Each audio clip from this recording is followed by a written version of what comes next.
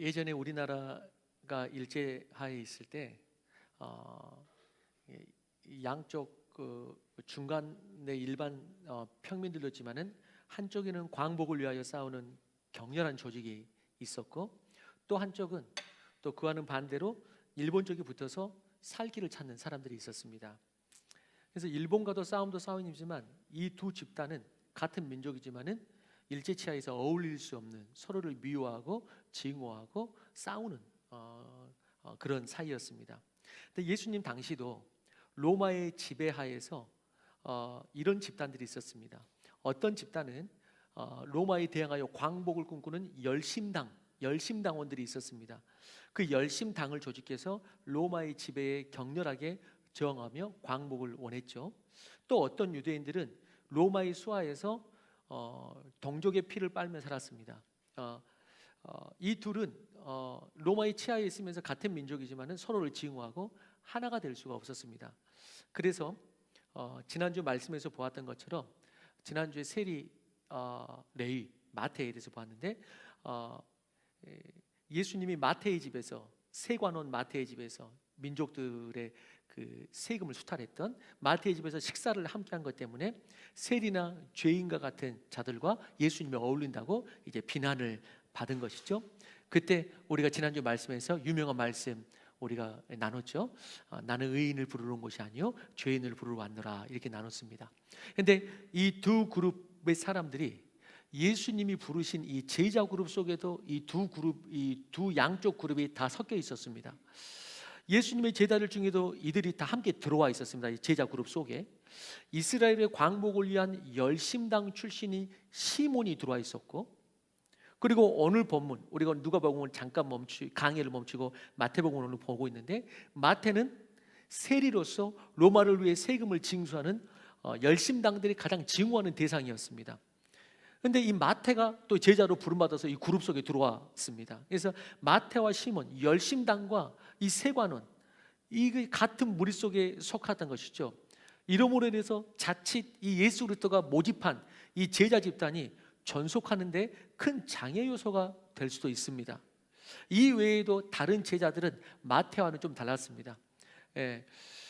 마가복음의 저자 마가는 예수님 때부터 사도 때까지 자기 집을 인류 최초의 첫 가정교회로 내놓는 믿음의 신약의 믿음의 집안이고, 그 다음에 누가는 의사였고, 요한은 세베대 아들 야고보와 함께 이제 어부의 집안이었고, 근데 이 마태는 세리였습니다. 원래 이름 지난주에 보았던 것처럼 세관원 레위였죠. 예수님이 이 같은 사실을 모르고 부르셨는가?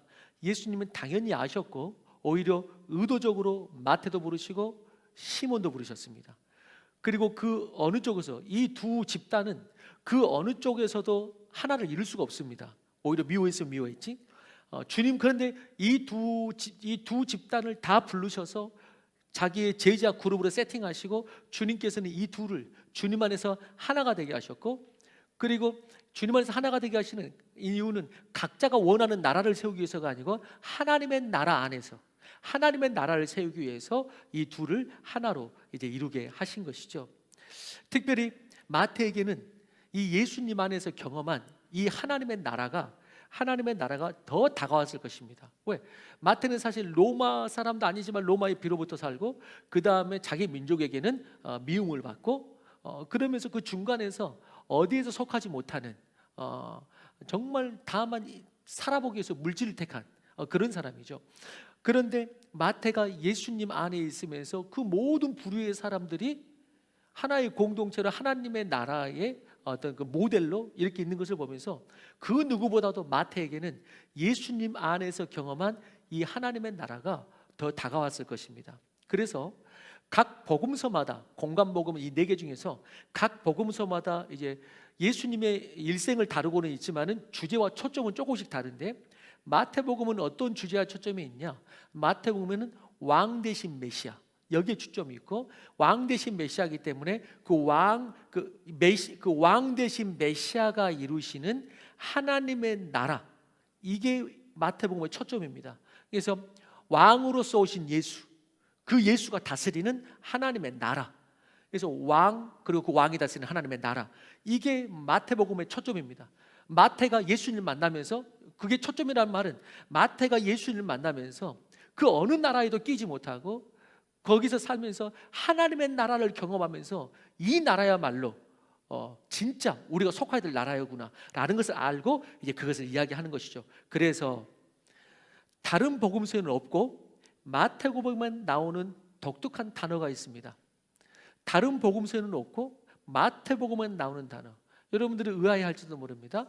마가복음, 누가복음, 요한복음에는 이 단어가 나오지 않습니다. 성경 전체에서도 의외로 이 단어가 나오지 않습니다. 그는 천국이라는 단어입니다. 천국이라는 단어는 오직 마태복음에만 나옵니다. 다른 곳에 나오지 않습니다. 그럴 뿐만 아니고 구약을 통틀어서 천국이라는 단어가 나온 것은 시편에 딱 한 구절, 구약을 통틀어서 천국은 시편에 딱 한 구절 나오고, 신약에서 마태복음 외에 이제 서신서로 쭉 나가면은 서신서 중에서 유일하게 디모데후서에서 딱 한 번 나옵니다. 디모데후서 딱 한 번 나옵니다. 그렇기 때문에 마태복음 외에 성경 전체를 통틀어서 구약에 한 번, 신약에 한 번 외에는 나오지 않습니다. 자, 그렇지만은 이 마태복음에서 나오는 이 천국은 다른 복음서에서는 그럼 뭐라고 나오느냐? 이 천국을 표현할 때 다른 복음서에서는 사실 똑같은 말인데 표현이 그렇게 나왔을 뿐인데, 다른 복음서에서는 하나님의 나라 이렇게 나옵니다. 하나님의 나라. 근데 그러면 천국이라는 표현과 이 하나님의 나라라는 표현이 사실 같은 것입니다. 그런 의미에서는 같은 것인데 어느 게 더 정확한 표현이냐 했을 때는 우리는 천국이라는 표현을 많이 씁니다. 우리 한국 사람들은 천국이라는 표현을 많이 씁니다. 그리고 예수 믿고 천국 가자, 뭐 예수 천당, 불신 지옥. 그렇지만은 성경적으로 정확하게 더 이야기하자면은 천국이라는 단어보다 성경에는 하나님의 나라라는 단어가 월등히 많고, 예수님도 하나님의 나라를 전했고, 사도 바울들이가 아니고 사도들이 복음을 전할 때에 예수 믿고 단순하게 천국 가자 이런 복음을 전한 게 아닙니다.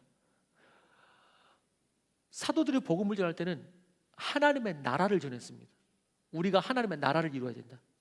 그래서 근데 우리나라는 천국이 세. 천국이라는 그 단어와 오히려 더 많이 말을 하고, 그러니까 예수 믿고 하나님 나라 이룬다, 이것보다는 우리는 뭐로 예수님 믿냐면 예수 믿고 죽고 나면 저기 천국 가자 이렇게. 그렇지만 성경은 그렇게 말하지 않습니다. 성경은 그렇게 말하지 않습니다. 정말 성경을 이렇게 이야기할 때마다 여러분들하고 성경을 정말 오리지널하게 배우고 싶은 마음이 항상 간절한데, 제발 배우고 등록하십시오. 아직까지는 뭐 많은 프로그램이 없을지라도 성경은 죽고 천국 간다는 것도 당연히 궁극적으로 결과로는 맺어지겠지만은 그거를 강조하지는 않습니다. 뭘 강조하느냐? 하나님의 나라. 이 땅에서부터 하나님의 나라 백성으로 산 사람이 도착하는 곳이 천국이지 천국으로만 말하는 게 아닙니다. 그렇기 때문에 다른 모든 복음서는 어떻게 말하냐면 하나님의 나라. 그렇다고 왜 마태는 천국이라고 말했느냐? 마태는 당시의 유대인들은 하나님한 이름, 여호와, 야훼라는 이름을 함부로 입에 올리지 못했습니다. 지금 이 시대처럼 우리가 함부로 입에 오를 수 있는 이름이 아닙니다. 그렇기 때문에 그 대안으로 표현할 때 헤븐리 킹덤, 그래서 그 천국 이렇게 말한 것이죠. 헤븐리 킹덤으로 말한 것이지. 그래서 그 원래는 마태도 말하고자 하는 건 뭐였냐면은 하나님의 나라를 말하고자 한 것이죠. 그런 의미에서는 성경 전체를 통틀어서 천국을 말하는 것이 아니고 하나님의 나라를 말한다 이렇게 말할 수 있습니다. 하나님의 나라를 말한다. 그렇기 때문에 우리는 구원받고 난 다음에, 지금 원래는 지금 이 주제가 아닌데 이 주제를 갑자기 하게 되네요. 구원받았다는 건 뭐냐? 천국 가는 게 구원받았다는 게 중에 하나지만은 그거는 중요한 맥락 속에서의 이제 궁극적인 어떤 장소의 결론이지만은 성경에서 궁극적으로 강조하는 건 천국이 아닙니다. 당신이 예수 믿고 하나님 나라에 속하고 이 하나님의 나라를 이루고 있느냐, 이게 구원입니다. 그렇기 때문에 그 하나님의 나라를 이룬 자들이 죽거나 어떤 그 예수님이 오시거나 그러면 이제 가는 곳이 이제 천국이다, 그런 결과론적인 이야기지 천국이 목적은 아닙니다. 그런데 그렇게 가게 되어 있는 것이죠, 결론으로. 그렇지만 하나님의 나라를 이루고 있는 거예요. 근데 마태가 말하려고 하는 건 뭐냐? 그거예요. 그런 의미에서 여러분, 교회 다닌다고 천국 가지 않습니다. 무슨 말이냐? 여러분들이 지금 이 교회를 다니시지만은 여러분들은, 여러분들 성도님들이 하나님의 나라를 이루고 있느냐? 이제 그게 중요한 겁니다. 그게 구원받은 백성입니다. 그 하나님의 나라에 속해서 하나님의 나라를 이 땅 가운데 전파하고 하나님의 나라가 이런 거야 라고 보여주는 그 공동체. 세상의 사회와 다른 완전히 다른 뉴 소사이어티, 새로운 사회를 보여주는 것. 그래서 그렇기 때문에 그런 의미에서 구원은 물론 개인이 받는 것이지만은 그거는 아주 기초적 단계입니다. 왜? 하나님의 나라는 개인이 못합니다. 한 사회가 이루는 것이 뉴 소사이어티, 한 사회가 이루는 것이 하나님의 나라이기 때문에, 그렇기 때문에 구원받은 백성의 특징이 뭐냐? 그들은 개인 신앙생활을 하지 않습니다. 진짜 구원받은 백성의 특징은 뭐냐? 그래서 그들은 뉴 소사이어티를 이룹니다. 왜? 구원 자체가 하나님의 나라이기 때문에. 그러면서 그 나라를 보여줍니다. 그러면서 전도가 됩니다.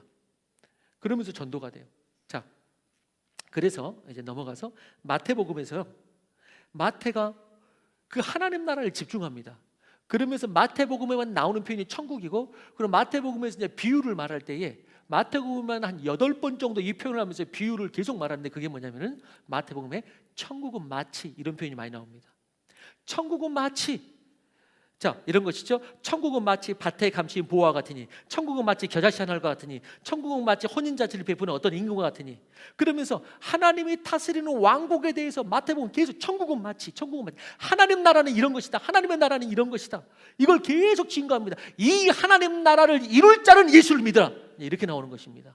단순하게 죽고 난 다음에 천국 갈 자는 예수 믿으라 이게 아니고, 성경을 정확히 보면 죽고 난 다음에 천국 갈 자는 예수 믿어라 이게 아니고, 이 하나님 나라를 이룰 자는 예수 앞에 나오라, 이게 되는 것입니다. 그런 의미에서 당신은 그렇게 예수를 믿었는가? 이제 그건 이제 개인이 질문해 봐야 됩니다. 그러면서 나는 그 나라를 이루기 위해서, 나는 세상 나라가 아니고 그 나라를 이루기 위해서 나는 그렇다면 예수 믿고 그 통치 안으로, 그 연합 안으로 나는 들어가고 싶다고. 그 하나님의 나라가 여기서 이루어지고, 그래서 주기도문에서는 하나님의 나라가 이 땅에 임하기를 원하는, 기도하는 것이죠. 그래서 주기도문은 하나님의 나라가 이 땅에 임하시며라고 말하지, 우리가 천국에 갈 것이며 이렇게 기도를 안 가르칩니다. 성경에서는 우리가 죽고 난 다음에 천국 갈 것이며, 이건 복음이 아니기 때문에 하나님의 나라가 임하시옵소서, 킹덤 컴 이를 말하는 것이지, 나는 죽고 난 다음에 간다 이게 복음이 아니란 말입니다. 그렇지만 가긴 가죠, 결론적으로는. 근데 핵심은 그건 아니란 말입니다. 그래서 킹덤 컴 이렇게 말하는 것이죠. 하나님 나라가 온다, 당신은 그 나라에 들어가겠는가? 이걸 묻는 것입니다. 그게 예수 영접한다 이렇게 말하는 것입니다. 하나님의 통치 속으로 내가 들어간다, 그게 구원받았다, 이걸 말하는 것입니다. 자, 그러면서 천국은 마치 이렇게 말하는데, 그래서 오늘 본문의 비유가 그렇습니다. 오늘 본문의 비유가 어떻게 시작하냐면은 천국은 마치 이러면서 비유가 시작됩니다. 오늘 이야기가 천국은 마치. 오늘 우리가 읽은 본문은 이른바 포도원 품꾼의 비유입니다. 고대 근동에서의 노동자들의 하루 일과는 일반적으로 아침 6시에서 저녁 6시까지입니다.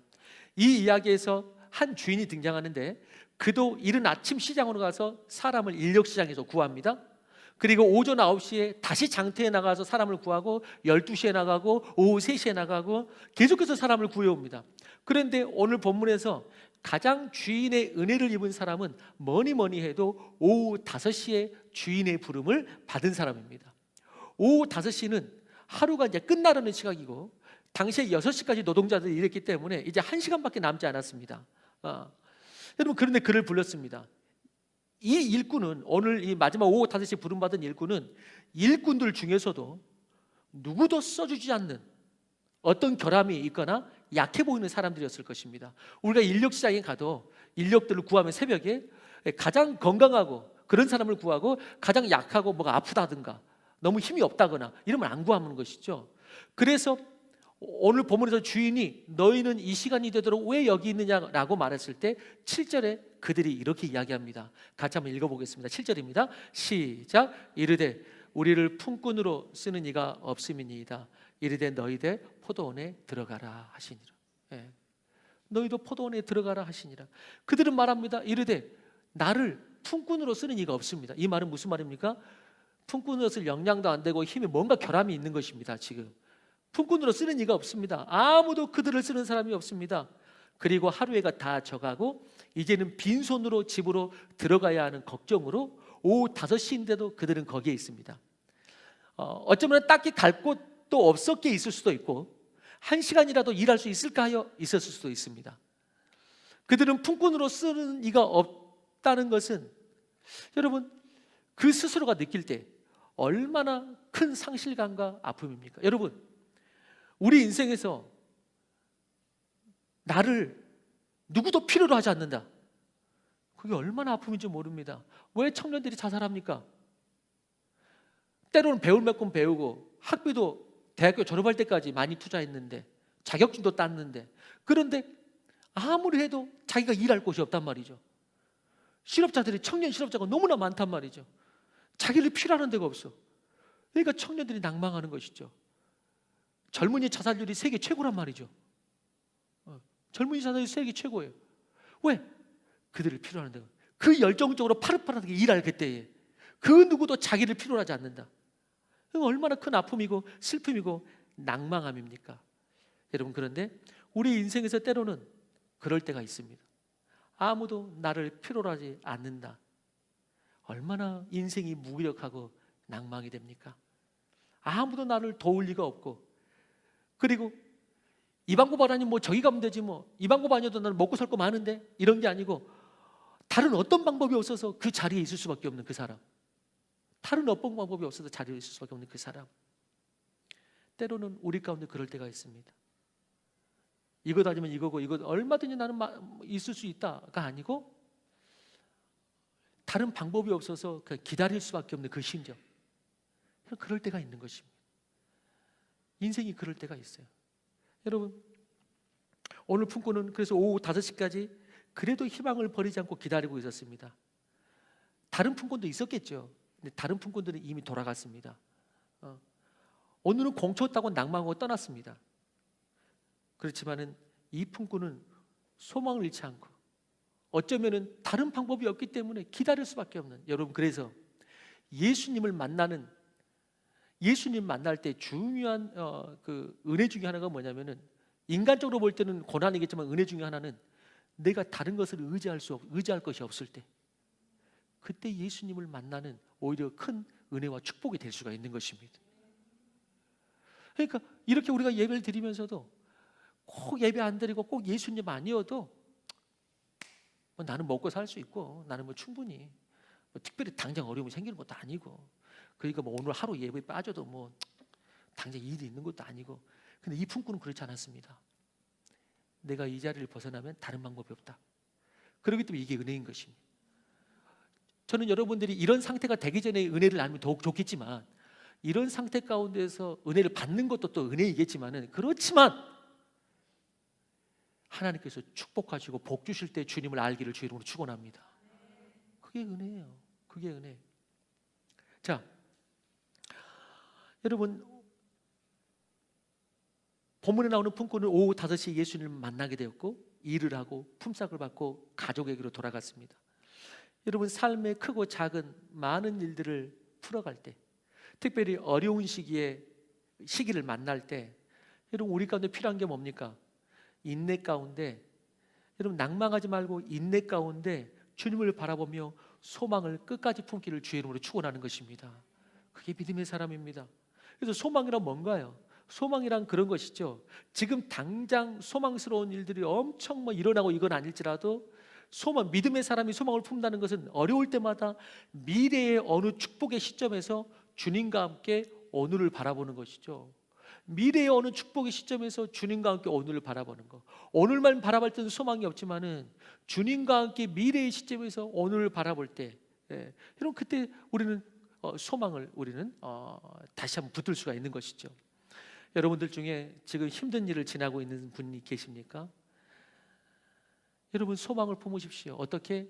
주님과 함께 가까운 미래에 내가 그때는 내가 그랬었지 하고 그 어려운 시간을 나와 동행하고 회복시켜서 나를 조금 더 성숙시키고 풍성한 모습으로 내가 풍성하게 되어서 오늘을 바라볼 때가 있을 것이다.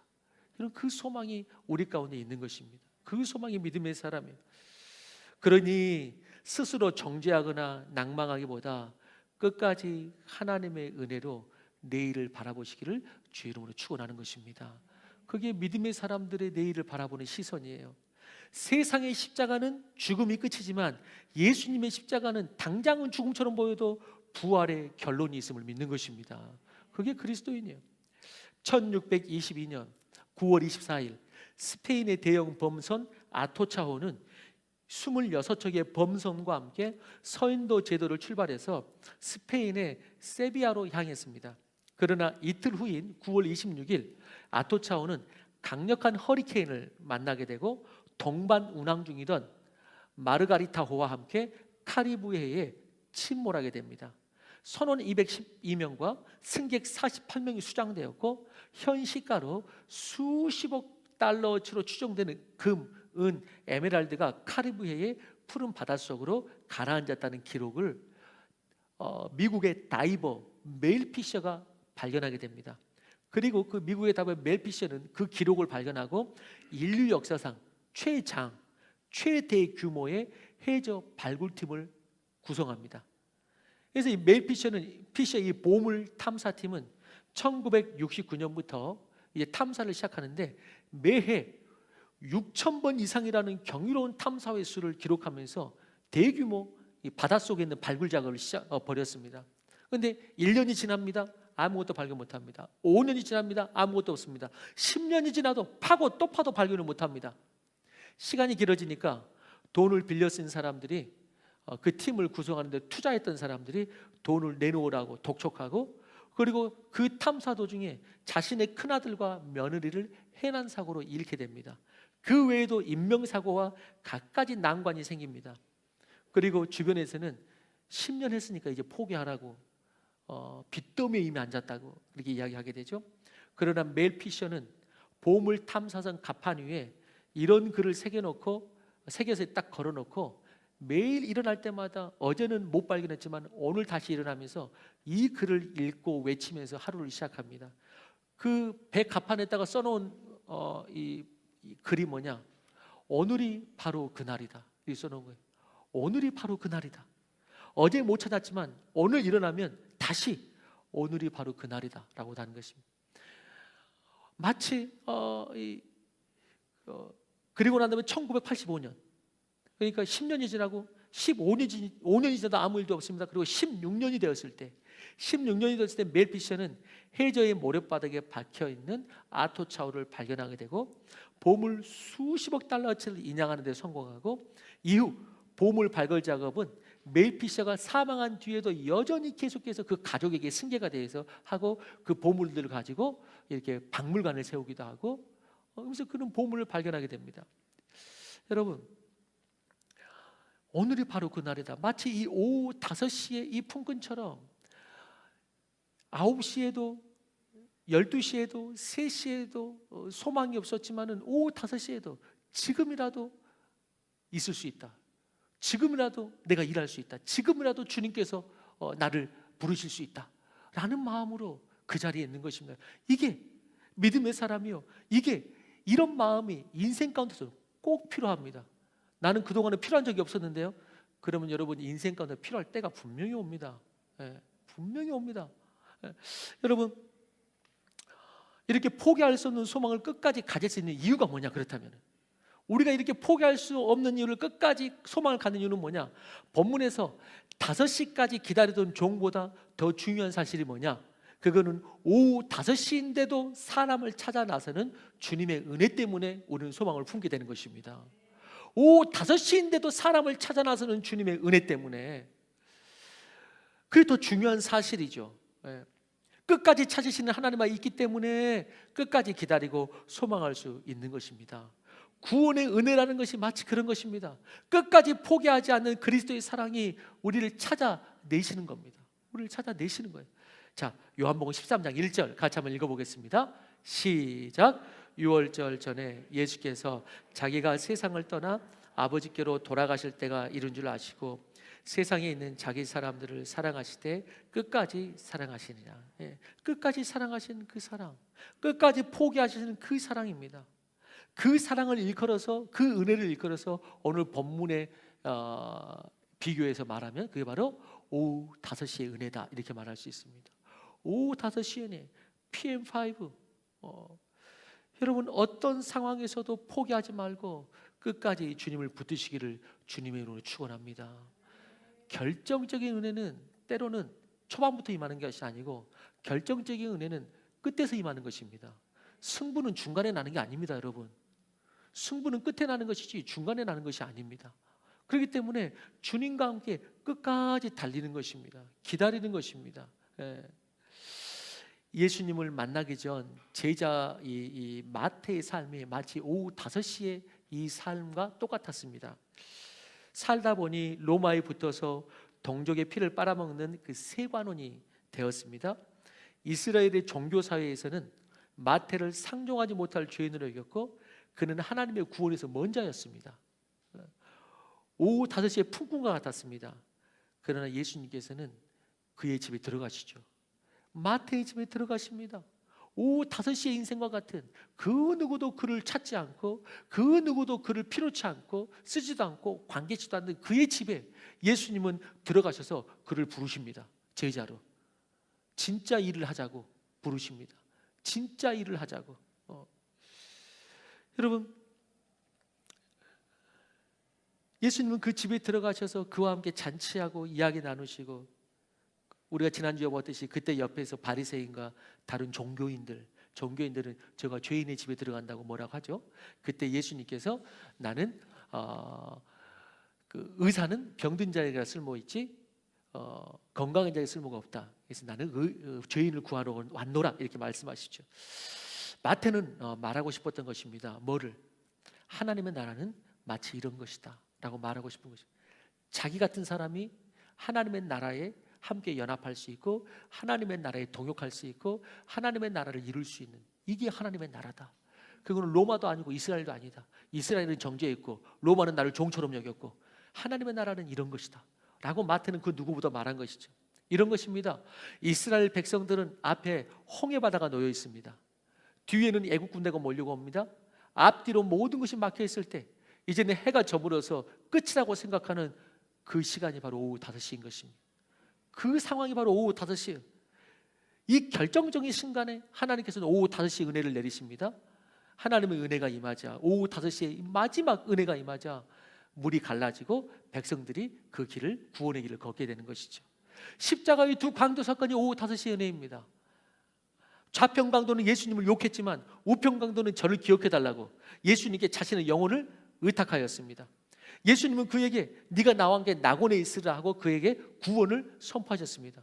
자신의 죄로 최고로 처참한 십자가형에서 아무런 소망 없이 온갖 비판만 들으면서 죄인이라 정죄만 받으면서 그 위에서 죽어갈 때 인생이 여기서 나는 끝나는구나, 나는 이제 여기서 지옥이구나 라고 했을 때 주님께서 오후 5시의 은혜를 그에게 베푸신 것입니다. 네가 안 가? 네가 나와 함께 낙원에 있으리라. 이게 오후 5시의 은혜예요. 우리 주변에 오후 5시와 같은 사역이 있다면 어떤 사역이 있다면 호스피스 사역이 그런 사역입니다. 호스피스 사역.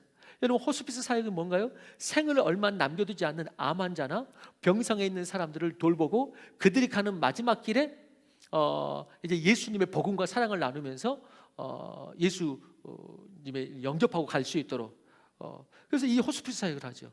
이 호스피스 사역을 하는 분들이 그런 것입니다. 오후 5시에 역할을 하는 자들이에요. 오후 5시 사역을 하는 자들이에요. 네. 오후 5시 사역. 여러분, 교회 주일 예배를 오후 5시에 할까 봐요. 오후 5시에 진짜 예수 믿고 회복하라고, 진짜 그런 자들 와서 하라고 의미 있잖아요. 오후 5시.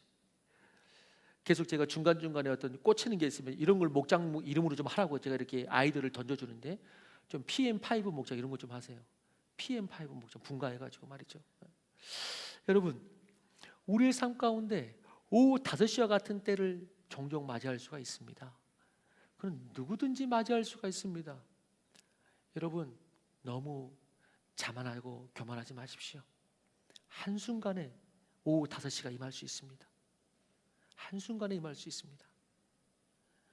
그런데 인생이 너무나 어리석게 나에게는 그런 상황이 안 올 것처럼 자기를 믿죠. 나는 지금도 살만한데, 특별히 예수가 막 필요하다 이런 거 아닌데.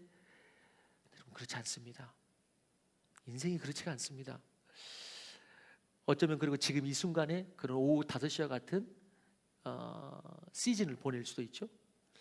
어떤 사람은 육체적인 병으로 오후 5시일 수 있고요. 어떤 사람은 부부의 관계가 우리가 회복할 수 있을까? 오후 5시까지 온 사람이 있을 수 있고요. 자녀의 방황으로 지쳐서 포기하고 싶은 오후 5시, 저 자녀 어떻게 해야 되나? 내 손을 이미 벗어난 거 버린 것만 같은 그 오후 5시가 있을 수도 있고요. 어떤 사람은 부모님께 그렇게 복음을 전했는데 결국 영접하시지 않고 이제 오늘 내일 하시는 병상 앞에서 그 마지막 오후 5시 같은 상황이 있을 수가 있고요. 그러나 여러분, 오후 5시에도 찾아 나서시는 주님 안에서 소망을 끝까지 붙들기를 주의 이름으로 축원합니다. 오후 5시에도 가장 절실한 그 순간, 마지막으로 생각하는 그 순간, 오후 5시의 은혜가 아직 남아있다는 것을 믿으시기 바랍니다. 그게 중요한 거예요. 너무나 중요한 거예요. 인생에는 이 오후 5시의 은혜가 필요할 때가 분명히 있습니다. 분명히 있습니다. 그럼에도 불구하고 이제 이것을 의지하지 않으면요, 그건 내가 할 말이 없는데 그건 진짜 본인이 알아서 하셔야 돼요. 본인이 알아서 하세요. 근데 여러분, 제가 좀 편하게 말씀드리는데, 여러분, 저도 인생을 더 사신 분도 있고, 제가 보니까 저보다 더 산 분이 몇 분 안 계셔 지금 여기에. 저보다 더 산 분이 내가 보니까 한 분 계신 것 같아요. 한 분. 여러분, 오후 5시의 상황이 여러분 우리 인생에는 여러분 얼마든지 벌어질 수가 있습니다. 얼마든지 벌어질 수가 있어요. 여러분, 오후 5시, 우리의 삶 가운데 오후 5시 가오기 전에 하나님을 영접하고 동행하고 그러면 더할 나위가 없고요. 그럼에도 불구하고 인생이라는 것이 오후 5시가 임하면 그때는 포기하지 말고 낭망하지 말고 예수님을 끝까지 기다리고 바라보시기를 주의 이름으로 축원합니다. 여러분, 제가 저도 50년 살았잖아요. 50년 인생을 살아보니까요, 절대 인생 본인이 책임 못 집니다. 만약에 본인이 내 인생을 할 수 있다, 여러분 아직 인생을 모르는 것입니다. 여러분 절대 본인 인생 책임 못 집니다. 여러분, 내 자녀라고 해서, 부모라고 해서 내 자녀 책임 못 집니다. 지금 나도 지금 잘 건사가 안 되는데, 지금 나도 잘 건사가 안 되는데, 내 감정 하나도 컨트롤이 잘 안 되는데, 내 삶도 좀 요런데 내 자녀, 여러분 쉽지 않습니다. 여러분, 인생이라는 거 저보다 더 많이 사신 분들은 더 그렇게 느끼시겠죠. 더 그렇게 느끼시죠. 절대 인생 내 마음대로 안 된다. 인생 내 마음대로 안 된다. 내 인생이라고 내 것이 아니더라. 이거를 분명히 알게 됩니다. 내가 원하는 대로 절대 안 됩니다. 그런 누구가 필요합니까? 그러면 우리를 창조하시고 인도하시는 하나님이 필요한 것입니다. 그렇기 때문에 자녀를 하나님께 의탁한 것입니다. 당신의 교만과 당신의 고집으로 자녀 양육하지 마십시오. 당신은 그럴 만한 능력이 안 됩니다. 그건 저를 포함해서 말하는 거예요 지금. 당신은 그럴 만한 능력이 안 됩니다. 하나님을 의지하셔야 됩니다. 그래야지 내 가족 건사할 수 있고, 자녀를 하나님께 의탁할 때 자녀를 하나님께서 책임지셔야지 가능하지, 절대 내 힘으로 안 됩니다. 자, 넘어가서, 자, 여기까지 문제가 없습니다. 그런데 일이 끝나고 이제 문제가 생깁니다. 그들에게 나누어주는 품삯을 지급하면서 문제가 발생합니다. 주인은 늦게 온 자들로부터 품삯을 순서대로 지급하는데, 한 사람의 당시 하루 노동 싹은 한 데나리온입니다. 그런데 오후 5시에 온 사람부터 품삯을 지급하는데, 오후 5시에 온 사람에게 하루 품삯 전부인 한 데나리온을 주는 것입니다. 어렵게 계산하지 않아도 먼저 온 사람들은 그 장면을 딱 보면서 자기들에게는 더 많이 주겠구나, 이렇게 예상을 했습니다. 그런데 아침부터 나와서 일한 사람에게도 주인은 한 데나리온을 줍니다. 당연히 오후 5시에 온 사람에는 이의를 제기하지 않지만, 누가 불만을 제기합니까? 먼저 온 사람이 이 일을 제기합니다. 주인을 원망합니다. 사실 틀린 건 없죠. 원래 그걸로 하루 일당으로 계약했으니까. 그런데 다른 사람을 주는 것을 보고 내심 기대했다가 이제 이 일을 제기하는 것입니다. 왜 저 사람과 나와 똑같냐는 것입니다. 어떻게 오후 5시에 와서 1시간 일한 사람과 오늘 아침부터 와가지고 풀타임으로 일한 사람과 이게 똑같냐는 것입니다. 돌아온 탕자 이야기에 첫째 아들의 음성이 우리 귀에 들리는 것입니다. 지금 이게 다 똑같은 이야기입니다, 여러분. 돌아온 탕자에서 첫째 아들이 이렇게 이야기합니다. 둘째 아들이 방탕하고 어떻게 해가지고 다시 집에 돌아왔을 때, 아버지요, 아버지의 재산을 가지고 허랑방탕한 저 동생을 위하여 가락지를 끼고 새신발 신고 손을 잡고 잔치를 하시나이까? 첫째 아들의 음성입니다. 지금 잔치를 하시나이까? 나에게는 더 주지 않고. 지금 이 말입니다. 이게 다 똑같은 이야기입니다. 지금 나에게는 더 주지 않고. 우리는 예수를 믿는다고 하면서 은혜의 법 아래 있지 않고 여전히 세상의 가치와 계산에 있는 사람을 봅니다. 여러분, 구원은 우리의 행위에 있지 않고 하나님의 전적인 계산법, 은혜의 법 아래 있는 것입니다. 그리고 우리에게 주어진 어떤 축복도, 또 천국에서 그 어떤 상복도 다 하나님의 은혜의 법 아래서 하실 일입니다. 오늘 본문을 묵상하면서, 그렇다면 주님이 이렇게 은혜의 법의 기준이 뭘까? 주님의 은혜의 법이란 기준이 뭘까? 인간적인 계산법으로는 설명이 잘 안 되는데, 만약 하루 종일 일한 사람이 12시간을 일했는데 마지막 1시간만 일한 사람에게 싹쓸 12분의 1을 공평하게 준다면, 여러분 12분의 1을 했다고 해서 그 페이도 12분의 1만 준다면 그 사람은 살 수가 없습니다. 그 사람은 가족과 살 수가 없습니다.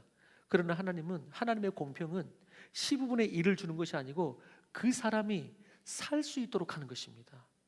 그 사람이 살 수 있도록. 하나님의 은혜의 법, 은혜의 계산법은 뭐냐?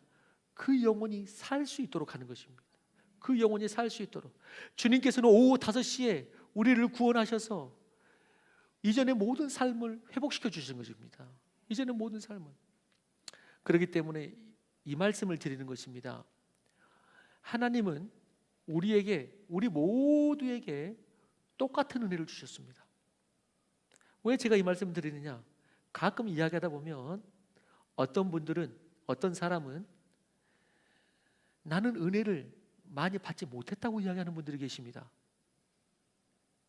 또는 이렇게 앞에서 열심히 하거나 뭐 봉사도 열심히 하고 열정적으로 한다든지 이런 분들을 보면서 저 사람은 하나님이 은혜를 많이 주셨나 봐, 이렇게 말하면서 상대적으로 그 안에서 나는 은혜를 많이 못 받았다는 그 어떤 뉘앙스의 이야기를 합니다. 저 사람은 특별히 은혜를 많이 주셨나 봐. 예를 들어 저 같은 경우도 목사님이니까 하나님이 뭐 이렇게 말을 한다든지, 나는 하나님의 은혜를 마치 적게 주신 것처럼, 은혜에 대해서 저 사람 많이 받고 나는 적게 받고 차별이 있는 것처럼. 여러분, 그렇지만은 성경적인 대답으로는 그렇지 않습니다. 하나님은 당신에게도 똑같은 은혜를 주셨고 주십니다. 하나님은 여기 있는 사람 모두에게 똑같은 은혜를 주십니다. 예수 그리스도께서 나를 위하여 십자가의 고통을 똑같이 나를 위해서 당하셨고, 나를 위해서 부활하셨고, 성령께서 언제든지 내가 환영만 한다면 나를 위해서 임하시고 동행하시고, 구하면은 이 사람에게는 주고 너는 구해도 안 준다 이게 아니고 구하면 주시고, 주님께서 역사하세요. 나를 위해 똑같이, 의인에게도 악인에게도 똑같이 해를 비추게 하는 것입니다. 하나님은 똑같이 은혜를 주십니다. 하나님은 오후 5시에도 동일한 은혜를 주셨습니다. 그런데 어찌 우리가 하나님의 은혜를 부족하다고 말할 수 있으며 모르겠다고 말할 수가 있으며, 다른 사람에게 베푸신 것과 나의 것을 은근히 비교하면서 저 사람은 하나님께서 은혜를 많이 주셔, 목사님이니까. 절대 그렇지 않습니다. 여러분, 한 사람 한 사람에게 똑같은 은혜를 주셨습니다. 그런데 왜 보기에는 다른가? 왜 보기에는 다른가?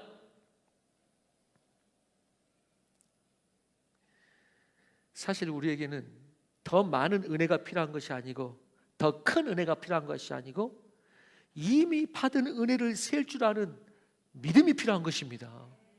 왜 다른가? 하나님이 달라서가 아니고 우리의 믿음이 달라서 그렇습니다. 하나님께서 모두에게 똑같은 은혜를 주셨습니다. 그리고 우리가 믿는다면 얼마든지 더 주실 수 있습니다. 어떤 모습으로든지. 더 준다니까 꼭 자본주의적으로만 생각하지 마시고, 얼마나 더 보호하실 수 있습니다. 역사하실 수 있습니다. 동일한 은혜를 주셨습니다. 5시의 품꾼에게도 똑같이 살 수 있도록 은혜를 주셨습니다. 다만 우리에게 이미 주신 은혜에 대한 믿음과 감사가 필요합니다. 그래서 우리는 은혜를 구하고 축복을 구하는 것보다 중요한 것이 뭐냐? 믿음을 구하는 것입니다. 은혜를 더 주옵소서. 뭔가 획기적인 것이어서 나도 확 그냥 뒤집어질 수도, 뭐 성령 임하면 이렇게 된다는데, 똑같이 여러분들에게 임하셨습니다. 혹은 똑같이 하나님께서는 얼마든지 주시려고 기다리고 계십니다. 당신이 믿음으로, 전심으로 이 오후 품꾼 5시에 있는 이 품꾼이 끝까지 기다렸던 것처럼, 끝까지 소망했던 것처럼 예수님을 그렇게 바라보고 있느냐? 그게 중요한 것입니다. 하나님의 은혜에는 차이가 없습니다. 우리의 믿음의 차이가 있는 것입니다. 목사라고 특별한 거 아닙니다. 당신에게 똑같은 은혜를 주셨습니다. 다만 당신은 그 은혜를, 부어주신 은혜를 계속해서 믿음으로 취하고 있느냐? 천국은 침노하는 자의 것이라고 했습니다. 취하고 있느냐? 아니면은 그냥 오늘 또 말씀이 지금 쏟아진단 말이죠. 오늘 또 말씀이 쏟아지는 거예요. 이 말씀을 내 말씀으로 은혜다라고 받는 사람은 하나님의 은혜가 느껴지는 것입니다. 그런데 오늘 말씀이 쏟아져도 흘러가는 것입니다. 이렇게 그냥 나를 지나쳐 가버리는 것입니다. 나를 지나쳐 가버리는 거예요. 똑같습니다. 지금도 말씀이 베풀어지는 것은 똑같은 말씀을 다 같이 듣고 있습니다. 그렇지만 여기에서 말씀을 믿음으로 갖는 자가 있고 흘러 지나가는 자가 있는 것입니다. 하나님의 은혜에는 차이가 없습니다. 그렇기 때문에 우리가 구한 건 뭐냐? 더 큰 은혜 주세요. 뭔가 이렇게 내가 더 깨달을 수도, 확 나를 뒤집어 주시든지, 그게 필요한 게 아니고 우리 뭘 구해야 된다? 주여 나에게 믿음을 주옵소서. 구하셔야 돼요. 그러니까 성령이 충만하고 믿음이 임하면은 이제 막 달라지는 것입니다. 모든 보는 게 달라지는 것입니다. 막 이것도 은혜고 저것도 은혜고 막 이렇게 되는 것입니다. 그런데 이 믿음이 없어지면은 이것도 시험이고 저것도 시험이고 막 이렇게 되는 것입니다. 저 완전히 달라지는 것이죠. 하나님의 은혜가 없어서가 아니라 우리의 믿음이 없어서 망하는 것입니다. 우리의 믿음이 없어서. 우리가 이 은혜의 법으로, 또 나뿐만 아니고 우리의 은혜의 법으로 살고 다른 사람을 이 은혜의 법으로 바라보는 것이죠. 이 은혜의 법으로 바라볼 때 오늘 마태는 그걸 말하는 것입니다. 오후 5시 와서 동일한 은혜를 받는 이 나라가, 그래서 처음에 뭐라고 말했다고요? 천국은 마치 이게 천국이다라고 말하는 것입니다. 이게 하나님의 나라다. 교회에 이 은혜의 법이 있어야 합니다. 교회에 이 은혜의 법이 있기 때문에 여러분, 장로가 설거지하고 집사가 바닥을 쓸면서도 감사한 것입니다. 이 은혜의 법이 있기 때문에. 여러분, 어떤 분들은 이렇게 은혜의 법으로 계산하지 않고 인간적인 생각이 들면 인간적인 계산법이 올라오거든요. 그러면은 나는 이렇게 했는데, 이제 큰아들 음성이 나오는 것입니다. 나는 이렇게 했는데 저 사람은 뭐하냐? 이렇게 되는 것입니다. 나는 이렇게 했는데. 여러분, 그렇게 하다 보니까 이 오후 5시에 이제 교회 다니는 사람이 이 은혜의 법 안에서 이게 없다 보니까 먼저 와서 일하는 사람이 때로는 우리의 모습이 될 때가 있어요. 그러니까 오늘 결론이 뭐예요? 16절에 오늘 결론이잖아요. 말씀의 결론. 저는 이 말씀이 우리 교회에 임하지 않기를 원하는데 16절에 이제 이런 결론이 맺어지는 것입니다. 나중된 자로서 먼저 되고 먼저 된 자들이 나중될 것이다. 모태신앙이라고? 뭐 교회 다니 10년 됐다고 20년 됐다고? 뭐 집사라고 장로라고? 먼저 된 자들이 나중될 것이다. 먼저 된 자들이 나중될 것이다. 그리고 나중된다가 먼저 되는 일이 있을 것이다 라고 말합니다. 여러분, 교회에서 이렇게 봉사하면서 뭐 하면서 여러분, 교회 봉사라고 항상 은혜로운 것만은 아닙니다. 그럼에도 불구하고 여러분, 내가 이렇게 했는데 라는 자기 의의가 없게 되기를 바랍니다. 내가 이렇게 했는데, 지금 주변에 따지는 내가 이렇게 했는데, 이 자기 의의가 생기게 되면 이제 불평이 많아지기 시작하는 것이죠. 불평이 많아지기 시작합니다. 그러면서 교회에 먼저 된 자들이 나중되기 시작합니다. 먼저 된 나중되기 시작. 여러분, 그래서 오늘 이 후반부에 이 먼저 와서 일한 자들이 주인에게 불평하고 했던 모습을 보면서, 여러분, 신앙의 연차가 쌓일수록, 그런 의미에서 신앙의 연차가 쌓일수록 무슨 싸움이냐? 신앙은 무슨 싸움이냐? 순수함을 지키는 것입니다. 목회자인 저부터 시작해서 순수함을 지키는 것입니다. 말씀을 들을 때도 순수하게 듣는 것입니다. 이미 안다고 생각하고,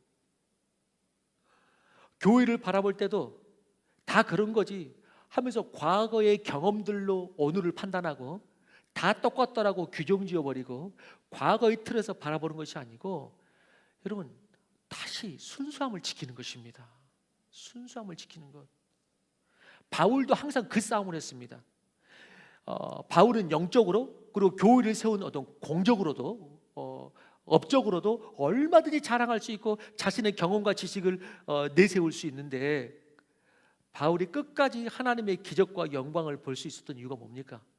끝까지 노년이 되기까지 그 리프레시한, 그 프레시한 그 은혜 가운데 여전히 머물러 있는 이유가 뭡니까? 나도 다 해봤어, 야, 교회가 이렇더라, 뭐 이런 말 말고 여전히 그 순수한 은혜로 이거 프레시한 이유가 뭡니까? 그게 바로 빌립보서 3장 13절 14절입니다. 같이 한번 읽어보겠습니다. 시작.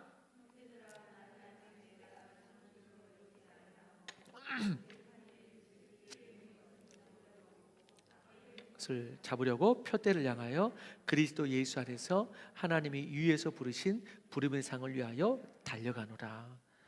여러분, 여기 믿음의 연차가 조금 되셨다 하신 분들, 특별히 모태 신앙들, 모태 짱아찌들, 여러분, 저와 함께 뭘 싸워야 되느냐? 이 신앙의 순수함을 싸우셔야 됩니다. 신앙의 순수함을 싸우셔야 돼요.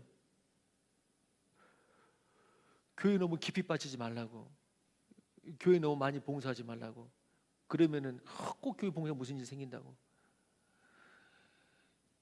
그러면서 이렇게 뒤로 빠져 있는 분들도 계세요. 여러분, 때로는 저는 이런 멘트 저한테 말씀하신 분도 있었어요. 이렇게 열심히 봉사하면서도 이렇게 안에 이렇게 뭔가 이렇게 다른 자괴감이나 뭐 그런 마음이 드나 봐. 그래가지고 그냥 주일만 겨우 왔다 갔다 하는 사람들 있잖아요. 그 사람 보면서 오히려 저 사람이 평안해 보인다고. 교회 안에서 뭐 얽힐 일도 없고 설킬 일도 없고 뭐 이렇게 그런 거죠. 그러니까 그냥 왔다가 또 그런 사람은 이렇게 사람들이 또 새신자하고 어떻게 믿음이 좀 없다더니 또 환영해 주잖아요. 와, 왔냐고 막 환영해 주잖아요. 막 그러니까 이제 그게 편하게 보이는 거야. 그게 좋게 보이는 거야. 여러분, 그렇지 않습니다. 성경은 그렇지 않습니다, 여러분. 때로는 어렵고, 때로는 힘들고, 때로는 인간들이 모인 집단이라서 교회 아니어도 얽히고 섬길 수도 있고 문제가 있을 수도 있지만은, 그럼에도 불구하고 그 자리에서 주의 교회와 나라를 지키는 자들이 훨씬 더 복되다는 것을 나중에 주님 앞에 가면 알게 될 것입니다. 알게 될 것입니다. 다른 사람 봉사도 안 하고 목장 모임도 뭐 참여하고 싶으면 참여하고 뭐 안 하고 싶으면 안 하는 것이고 너무 평안하게 보입니까? 그렇지 않습니다. 절대 그렇지 않습니다. 나중에 다 하나님 앞에 계산하게 되어 있습니다. 여러분, 하나님 앞에서 때로 힘들 때가 있습니다. 이 먼저 온 품금처럼 자기 열심히 일했는데 나중 온 새신자가 더 나은 것 같고, 먼저 온 품금처럼 열심히 일하느라고 하고 막 때로는 막 상처도 있고 이랬는데, 여러분, 그래도 우리가 해야 될 말은 뭡니까? 이전 것은 지나갔으니. 바울이 말했던 것처럼 내가 수많은 업적을 이뤘지만은 내가 자본질로 여기지 아니하고 오늘부터 그냥 마치 새로 시작하듯, 내가 마치 이 일을 처음 하듯, 마치 이 예배를 처음 드리듯, 마치 제가 설교를 지금 마치 처음 하듯 그렇게 옛날 것은 잊어버리고 앞에 있는 것을 잡으려고 내가 표대를 향해서 나아가노라. 이게 바울처럼 뭔가 일했다는 자들, 연륜이 좀 있다는 자들, 모태 장아찌들, 저 같은 목회자들, 이런 사람들이 품어야 될 마음입니다. 그래야지 그 일을 하고 그 몸을 바쳤어도 오늘도 다시 새로운 영성으로, 오늘도 새로운 마음으로 하나님께 감사함으로 주여 저는 무익한 종입니다 하고 하나님께 나아갈 수가 있는 것입니다. 그래서 성경에서도 요한계시록 뭐라 그랬다고요? 순수함을 지키라고. 교회들이 그랬잖아요. 교회들이 뭐는 첫사랑을 지켜라. 처음 사랑을 지켜라. 그렇게 말했던 처음 사랑을 지켜라. 여러분, 믿음의 연차가 좀 있으신 여러분, 믿음의 정말 이 모태신앙과 모태장아찌로 있으신 여러분, 처음 사랑, 또 저 같은 목회자, 처음 사랑 그 순수함을 지켜서 항상 옛것은 지났으니 새로운 마음으로 오늘 시작하는 그런 우리 모두가 되길 바랍니다. 그게 먼저 온 자들에게 필요한 마음이에요. 그래야지 뭐가 안 된다고요? 오늘 말씀처럼 먼저 된 자가 너희는 나중 되리라. 이 말씀이 우리에게 응하지 않는다고. 이 말씀이 지금 무슨 말씀이죠? 예수님께서 지금 당시 지금 이미 종교인으로 바리새인으로 유태인으로 이들을 향해서 말하는 것입니다. 여기는 바리새인도 아니고 유태인도 아니고 이방인이란 말이죠. 근데 그들에게 말하는 것이에요. 먼저 된 자가 나중 되리라. 이들이 일어나리라 부흥하면서. 그건 예수님께서 이 땅에 다시 오실 때도 똑같은 현상이 벌어진다고 말하는 것입니다. 초림 때도 그런 현상이 벌어지지만은 재림 때도 이 현상이 벌어지게 될 것이다. 먼저였다고 말하는 자들이 나중 되게 될 것이다. 그래서 여러분 오늘 말씀을 보면서 다시 한번 우리를 다잡아 보면서 사탄은 우리를 그래서 지금도 미혹합니다. 어떻게? 처음에 믿음이 조금 없을 때는 새신자일 때 처음에 믿음이 조금 없을 때는 어떻게 미혹하냐면은 네가 한 것을 봐. 그때는 믿음도 없고 이렇게 뭐 봉사하는 것도 아니고 연약하기 때문에 별로 없단 말이죠. 네가 구원받을 수 있겠어? 네가 한 것을 봐. 네가 구원받을 수 있겠어? 이렇게 미혹한다면 나중에 만약에 신앙이 쌓이고 조금 봉사도 하고 조금 믿음에 좀 있다 싶을 때는 유혹하는 멘트는 똑같습니다. 뭐라고? 네가 한 것을 봐. 너는 충분히 자격이 있어. 내가 한 의를 의지하게 하는 것입니다. 내가 안 한 죄를 의지하게 하고 그럼 내가 한 의를 의지하게 하는 것입니다. 그렇게 사탄은 우리를 계속 나를 보게 만들어요. 네가 한 것을 봐. 한 것이 뭐가 있다고 넌 죄인이야. 구원 못 받아. 네가 한 것을 봐. 네가 그동안 봉사했고 뭐 했고 너의 의를 부추겨 세운단 말이죠. 그러나 우리는 나의 죄도 나의 의도 내가 한 것을 보는 것이 아니라 오직 한 일 곧 뒤에 있는 것은 잊어버리고 끝까지 은혜의 법을 붙잡으며 따라가는 우리 모두의 고백이 있기를 주의 이름으로 축원하는 것입니다. 순수함, 처음 사랑. 그래야지 바울과 같이 이 놀라운 핍박과 고난과 엄청난 시간을 보내고도 마치 처음 믿은 그 순수함으로 하나님께 이렇게 말하는 것입니다. 하나님께. 결론을 선포합니다. 여러분, 우리의 삶에 어떤 고난이 와서 오후 5시까지도 해답이 없는 것처럼 느껴지고 이제 있는 것은 낭망이요 실패인 것처럼 보일지라도 오랜 시간 기다려 다른 사람들은 다 가고 마지막 소망을 붙들며 나만 홀로 이곳에 남아있는 것 같은 그때라도 우리를 끝까지 찾아 나서시며 인도하시고 동일한 은혜를 베푸시는 하나님을 바라보시기를 바랍니다. 그리고 두 번째는 뭡니까? 기존에 왔던 기존 성도들, 그 기존 일꾼들의 그 불평을 보면서 때로는 오전 9시부터 그들은 막 인생이 잘 풀리고 오전 9시부터 인생이 잘 풀리고 승승장구하고 일할 수 있었고 그런다 할지라도 우리를 당신을 거기까지 인도하신 분이 하나님이셨음을 알고 겸손하게 그 은혜를 찬양하시기 바랍니다. 천국은 마치 이런 자들의 것이다 라고 성경은 지금 말하는 것입니다. 천국은 마치 이런 모임이다 라고 말하는 것입니다. 더 웨이 처치, 하나님의 나라가 여기 임해야지 천국의 결론이 있는 것입니다.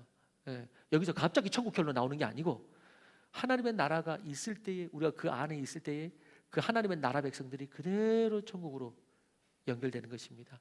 그런데 하나님의 나라는 이런 것이다. 우리 모두 하나님의 나라의 부르심 앞에 항상 포기하지 말고 오후 5시의 은혜가 항상 남아있음을 기억하고 항상 인내하며 그 은혜를 누리는 우리 모두가 되기를 주의 이름으로 축원합니다.